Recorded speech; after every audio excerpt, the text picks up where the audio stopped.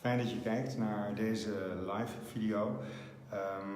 I'm here with Pia. Pia is a spiritual teacher from Australia, and Pia, I want to thank you so much for being in the Netherlands, being in Amsterdam, and thank you so much for taking the time to have this conversation with me live on Facebook.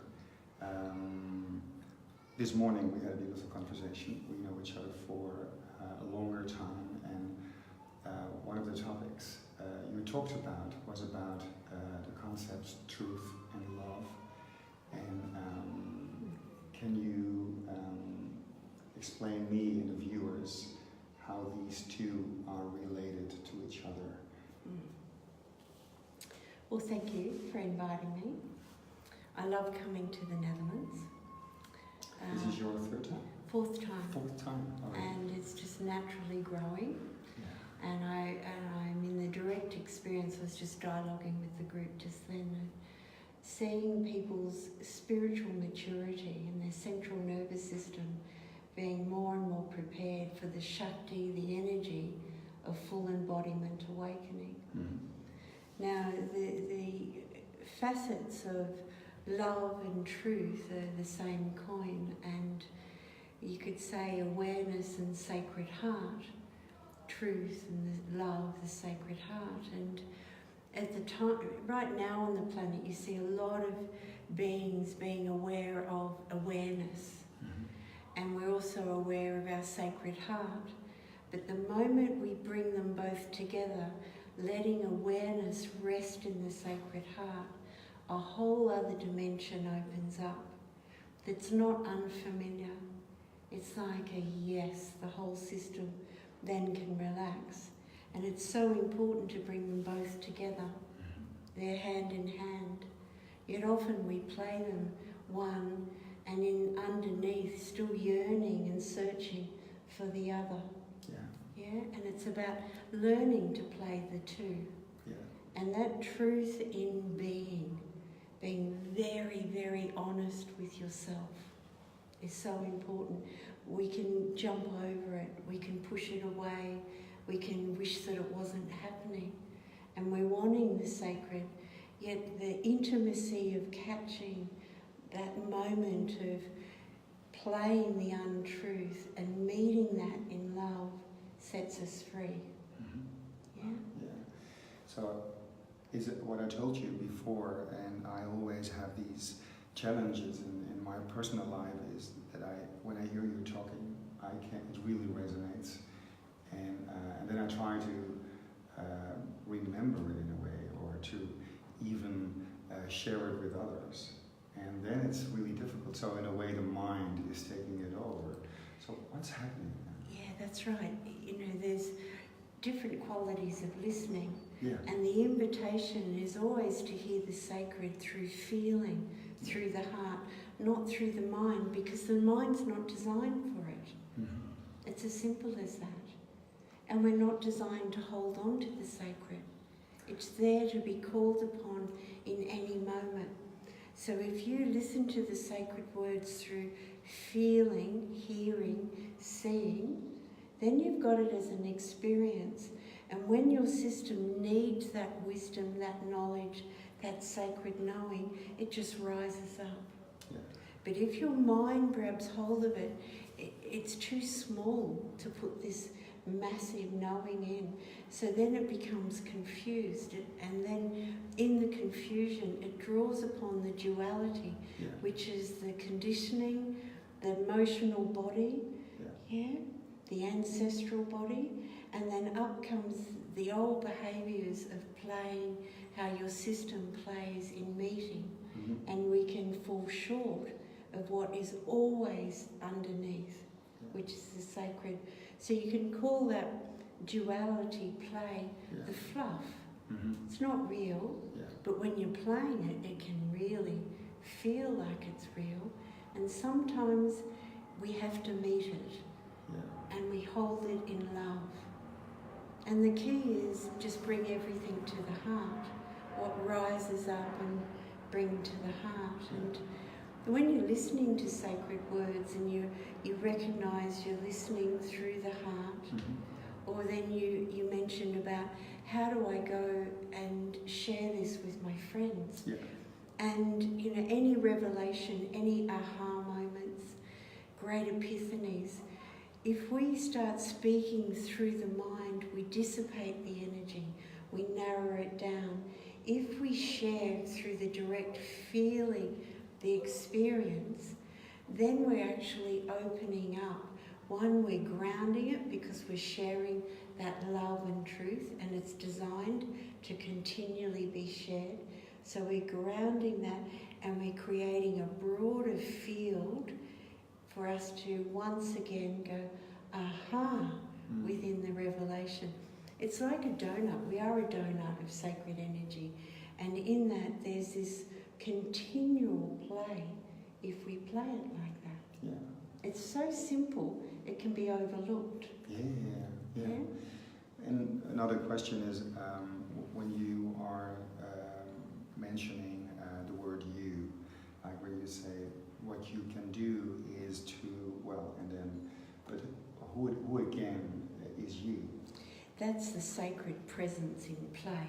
We are designed to consciousness show consciousness to itself. Yeah. So it's consciousness in play, showing itself how to play the instrument. Yeah. So in that beingness, and it's not the little I. You could say it's the I am, or the sacred, or the flame within, or you could say Christ consciousness or Buddha consciousness. And recently I had an opportunity to go into lovely deep contemplation about the Christ consciousness, Buddha consciousness, all the ascended masters and masters that have been on the planet, that are now on the planet, and to make firm once again where my interest really lies, and that is human being consciousness, human being emanation. It's not under any particular religious or non-religious belief or non-belief. It is just playing who we are. Human being emanation. Yeah? And for a long time, humans have learnt to be human. Then humans are learning to be human being. And now the grace is human being learning to be human emanation. The word emanation is illumination, it's the awakening. And it's not only awakening as in going into the ocean of silence. There are so many people in that ocean of silence, yet haven't embodied the second aspect of awakening, which is the ascension. It's where you're filled, the vessel is filled with omniparticles of all and everything. Yet when we first go into the ocean of silence, through transcending, because what's left when we let go of our luggage and all our stories is our essence, is the silence. Nothing seems to be missing. So in one sense it can be a little bit of a catch, because nothing's missing. We can draw upon the sacred as needed. Yet the invitation is keep going. Keep really using your tools of, spontaneous prayer. May my presence rise up like never before. And you're invoking the sacred. You're invoking the whole system to be filled with the omnipresence light. And it will be filled. Yeah, and actually that evolution is happening right now. It's the glorious. Yes. And sometimes we assume that the evolution of human is fixed. And it's so alive and continual. Yeah, wow. Yeah, maybe if I can share one personal experience with you. I told you I went to the Muji silent retreat, and I was actually, for a few days, I felt like I was walking without a head, without a mind. Actually, that was a pretty new experience for me. And in a way, there's always a tendency to be attached to that kind of experience. How would you describe what was happening there? What was happening then with me in that evolution? Well, the mind takes its rightful place as a platform for consciousness to stream through, for the instrument to take its rightful tuning, you can say, so the omni-consciousness streams forth, so it lands on the mind and streams through. Okay. Yeah. Because you can say the it was a mind beautiful is experience. just an organ. Yeah, absolutely. Yeah. It's what we're designed for. We are designed for this. Yes. Wow. Yeah. Yeah. That's our birthright. Even though it's so profound and all magnificence, it's ordinary. And may it be ordinary, and may it be normal. That's so great. Yeah. Yeah.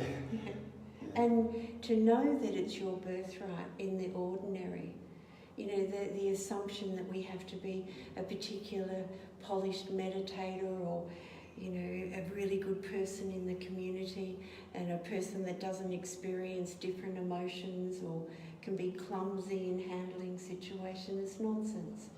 To always remember we are that already. To know that as a ground of being. Yeah, we're not going for something we're not already.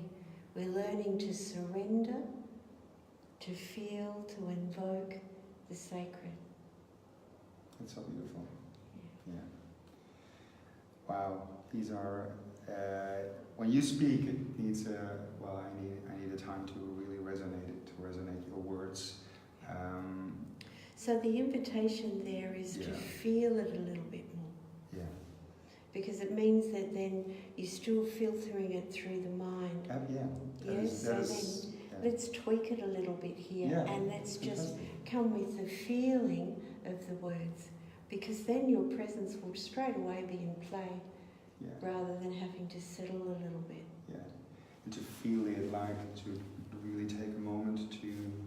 It's simultaneously feeling the words as each word, because my words are your words. Mm-hmm. It's coming from the same cut of cloth. It's coming from the same ocean. So then the two streams of ocean can just play together. Yeah. But if it's running through the mind, we have to slow it down, we have to let it settle in and... Yeah. Because it's already there. Yeah.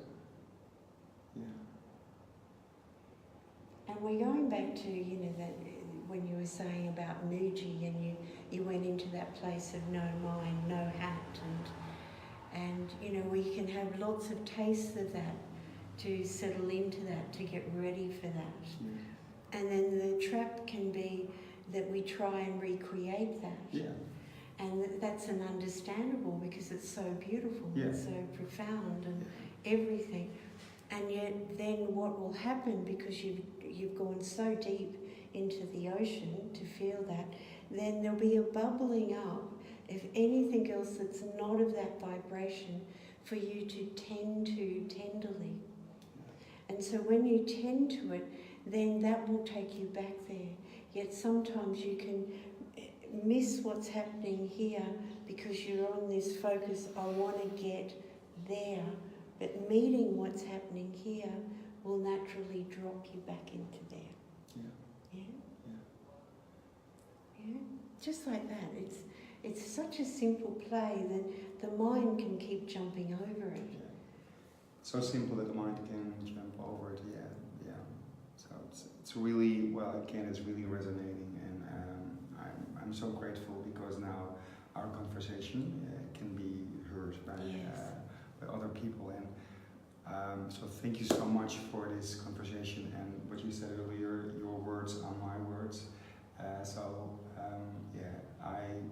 I told my viewers that I use the word namaste so many times, and it's actually the real meaning of namaste is, well, evaluating in my whole understanding. So to really recognize myself in the other, in that we recognize as ourselves in each other, it is so beautiful to feel that, to really feel that. To really allow yourself to feel it. To allow myself to feel it, So that's sweeping, making sure the energy right out the edges that you're allowing. Sometimes we allow all here and just check the edges. Yeah. Are you really allowing? Yeah. Mm. Namaste. Namaste. Thank you. Thank you very much. Thank you, everyone.